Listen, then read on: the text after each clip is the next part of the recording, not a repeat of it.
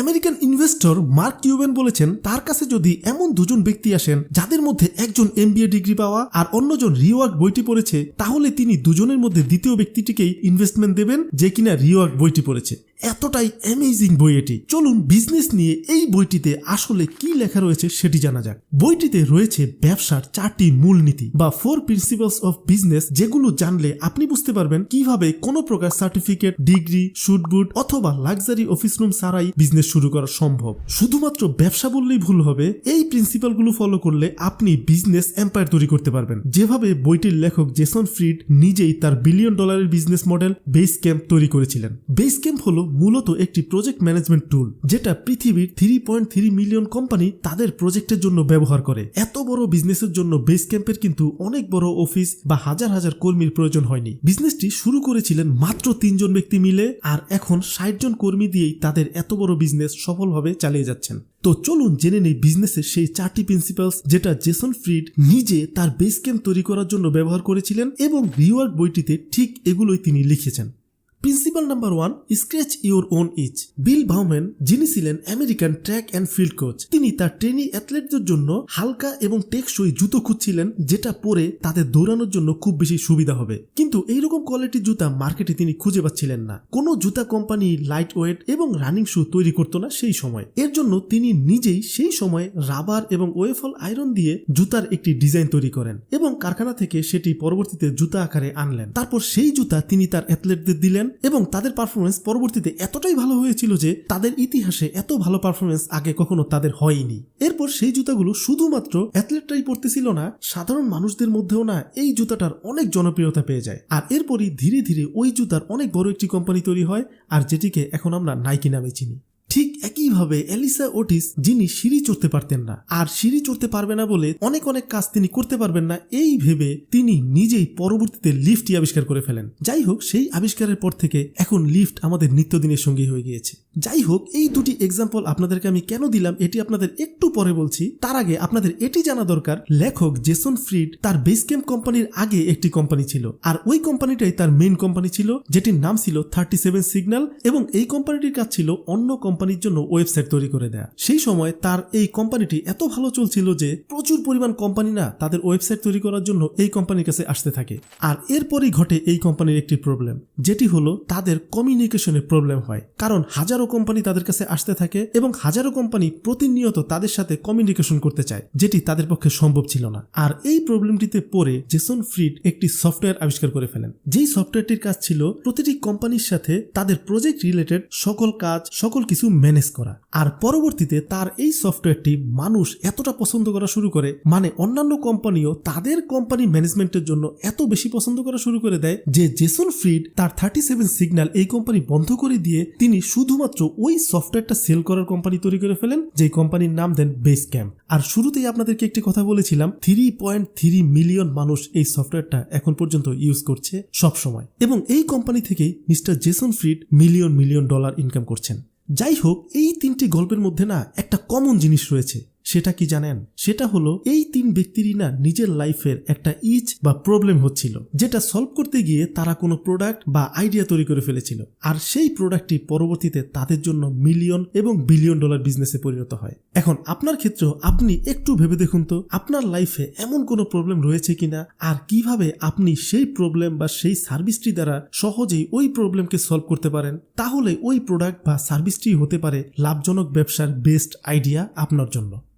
এরপর principal number 2, start A business not a startup. আমাদের মধ্যে অনেকেই বিজনেস আর স্টার্টআপকে একই জিনিস বলে ভাবি, কিন্তু দুটির মধ্যে আকাশ পাতাল পার্থক্য রয়েছে। স্টার্টআপ মানে হলো বড় বিজনেস সেটআপ, যেখানে আপনার শুরু থেকেই সব ইকুইপমেন্ট, ডেকোরেটেড অফিস এবং বহু এমপ্লয়ি থাকবে, আর এটার জন্য দরকার হয় বড় ধরনের ইনভেস্টমেন্ট, যেটা ইনভেস্টরদের কাছ থেকেই টাকা নিয়ে নিতে হয়। কিন্তু অপরদিকে আপনি যদি ব্যবসা করেন, তাহলে আপনি সেই ব্যবসা না খুব ছোট পরিসরে শুরু করতে পারবেন। নিজের সামান্য জমানো টাকা দিয়ে যতটুকু সম্ভব ততটুকু দিয়েই না ব্যবসা শুরু করা যায়। অন্যের টাকা দিয়ে বড় সেটআপ তৈরি করে ব্যবসা করা খুব কুল মনে হতে পারে, কিন্তু সমস্যাটা হলো এখানে ব্যবসার মূল কন্ট্রোল অনেক সময় ইনভেস্টরদের হাতে থাকে। আপনি তখন কাস্টমারদের পরিবর্তে ইনভেস্টরকে প্রাধান্য দিতে বেশি শুরু করেন, আর ডিসিশনের ক্ষেত্রেও নিজের সিদ্ধান্ত নিজে না নিয়ে ইনভেস্টরের কথা মতো নিজের সিদ্ধান্ত নিতে বাধ্য হন।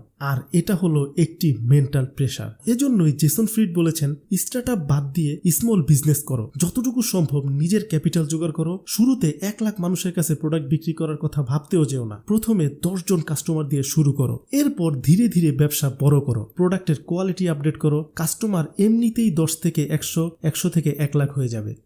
এরপর principal number 3, start at the epicentre. আপনি যদি একটা বার্গারের দোকান খুলতে চান তাহলে কোন জিনিসটার দিকে সবচেয়ে বেশি গুরুত্ব দিবেন বলুন তো? দোকানের সুন্দর ডেকোরেশনের উপর নাকি বার্গারের টেস্টের উপর? অবশ্যই বার্গারের টেস্টের উপর, তাই না? কারণ আপনার রেস্টুরেন্টের ডেকোরেশন অনেক বেশি সুন্দর হলেও বার্গার যদি টেস্ট না হয় তাহলে কেউই কিন্তু দ্বিতীয়বার আর আপনার রেস্টুরেন্টে আসবে না। কিন্তু আপনি যদি টেস্টি বার্গার একটা ফুড কার্টে দাঁড়িয়েও বিক্রি করতে থাকেন, তবুও দেখবেন দূর দূরান্ত থেকে লোক আসবে এখানে খাওয়ার জন্য। তাহলে টেস্টি বার্গারই হলো আপনার এই বিজনেসের জন্য এপিসেন্টার। তাই আপনি যেই বিজনেসই করেন না কেন সেটার এপিসেন্টারের জন্য মূল ইনভেস্টটা বাড়ান। যেগুলো বিজনেসের এপিসেন্টারের সাথে যুক্ত সেই জায়গাগুলোতেই প্রথমে ইনভেস্ট করতে থাকুন, অন্য কোনো জায়গায় নয়। আবার আরেকটা বিষয় হলো আপনার বিজনেসের এপিসেন্টার এমন যেন না হয় যেটা চাহিদা 5 বা 10 বছর পর মানুষের কাছে আর থাকবে না, তাহলে পরবর্তীতে আপনার সকল পরিশ্রমই কিন্তু বৃথা হয়ে যাবে। আচ্ছা চলুন অ্যামাজনের বিজনেসের এপিসেন্টার কি সেটি জানা যাক। তাদের এপিসেন্টার হলো high quality product, low cost এবং ফাস্ট ডেলিভারি। দেখুন আজ থেকে 10 বছর পরও না মানুষ লো কস্টেই হাই কোয়ালিটি প্রোডাক্ট খুঁজতে চাইবে, আবার ফাস্ট ডেলিভারিও প্রেফার করবে। এখন আপনার বিজনেসের ক্ষেত্রে সেখানে এপিসেন্টার কোনটা সেটা জানতে চাইলে আগে ভাবুন কোন জিনিসটা বাদ দিলে আপনার বিজনেসটাই বন্ধ হয়ে যাবে, আর সেই জিনিসটাই হলো আপনার বিজনেসের এপিসেন্টার। সো সেই এপিসেন্টারটাকে খুঁজে বের করুন এবং সেটার উপরেই ফোকাস করুন। সকল ইনভেস্ট শুরুতে সেখানেই করুন। এরপর principal number 4, pour yourself into the product। আমেরিকার বড় বড় শু কোম্পানির একটি হলো জ্যাপস। এদের জুতা মার্কেটে বা সুপার স্টোরে সব জায়গাতে অ্যাভেলেবেল থাকলেও মানুষ ওই সকল জায়গা থেকে না কিনে জ্যাপস.com থেকে কিনে। এর কারণ হলো জ্যাপসের কল সেন্টারের এমপ্লয়িরা তাদের কাস্টমারদের সাথে রোবটের মতো স্টুপিড ভাবে কথা বলে না। তারা ফ্রেন্ডলি টোনে কথা বলে, তারা কাস্টমারদের পছন্দ এবং কাস্টমাররা কোন কোয়ালিটি প্রেফার করে সেটির দিকে খুব ভালোভাবে মনোযোগ দেয়। আর এই বিষয়টির জন্যই জ্যাপস তার সকল কম্পিটিটরদের থেকে এগিয়ে রয়েছে। যাই হোক, এই কাস্টমার সার্ভিস এবং প্রোডাক্ট কোয়ালিটি তো আছেই, এই দুটি জিনিস মিলে না তাদের কোম্পানির একটা পার্সোনালিটি মানুষদের কাছে তৈরি হয়ে যায়। তাই আপনার বিজনেসের ক্ষেত্রেও আপনার প্রোডাক্ট, আপনার সার্ভিস, আপনার মার্কেটিং, অ্যাডভার্টাইজিং সকল ক্ষেত্রে আপনার পার্সোনালিটি যেন কাস্টমারদের কাছে প্রকাশ পায় এবং কাস্টমার এই সকল বিষয়গুলোতে স্যাটিসফাইড থাকে, তাহলে আপনার সাথে কাস্টমারদের একটা ইমোশনাল বন্ডিং তৈরি হবে। অ্যাপেলের প্রোডাক্টের ক্ষেত্রে দেখুন, আমরা তাদের কোনো একটি প্রোডাক্ট রিলিজ হওয়ার আগেই সেই সকল খবর আমরা রাখতে থাকি। প্যাকেজিং কেমন হচ্ছে, প্রোডাক্টের শেপটা কেমন হচ্ছে, এই প্রোডাক্টটি নিয়ে কি কি নিউজ হচ্ছে, মানুষ এটাকে নিয়ে কতটা এক্সাইটেড, এই সকল বিষয়গুলো না আমরা আগে থেকে জানতে থাকি। কারণ এটি শুধুমাত্র আমার কাছে একটি প্রোডাক্টই নয়, এটি আমার কাছে একটি ফিল, একটি ইমোশন, একটি বন্ডিং। আর একবার চিন্তা করুন তো, একটি কোম্পানি তাদের প্রোডাক্টের ক্ষেত্রে তাদের পার্সোনালিটি কতটা ভালো হলে আমরা তাদের প্যাকেজিং নিয়েও অনেক বেশি এক্সাইটেড থাকি।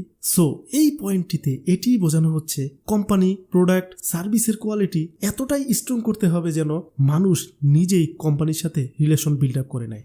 এখন আমরা অনেকেই নতুন বিজনেস শুরু করেই কিছু ভুল করে ফেলি, আর যেই ভুলগুলো করার কারণে আমাদের পরবর্তীতে বিজনেসটি ধ্বংস হয়ে যায়, যেটি আমরা আবার বিজনেসটি শেষ হয়ে যাওয়ার পরে বুঝতে পারি। আর এমনই 8টি বিজনেসের ভুল নিয়ে আমি এই ভিডিওটি তৈরি করেছি। আপনারা চাইলে এই স্ক্রিনে ক্লিক করে এই ভিডিওটি দেখে নিতে পারেন। পাশাপাশি ভিডিওটির লিঙ্ক আমি এই ভিডিও ডেসক্রিপশন এবং কমেন্ট সেকশনে দিয়ে দিব, আপনারা চাইলে সেই জায়গা থেকেও ক্লিক করে দেখে নিতে পারেন। আর অবশ্যই এই ভিডিওটি লাইক করতে ভুলবেন না, শেয়ার করবেন আপনার কাছের মানুষদের সাথে তাদের উপকারের জন্য। ভালো থাকুন, সুস্থ থাকুন।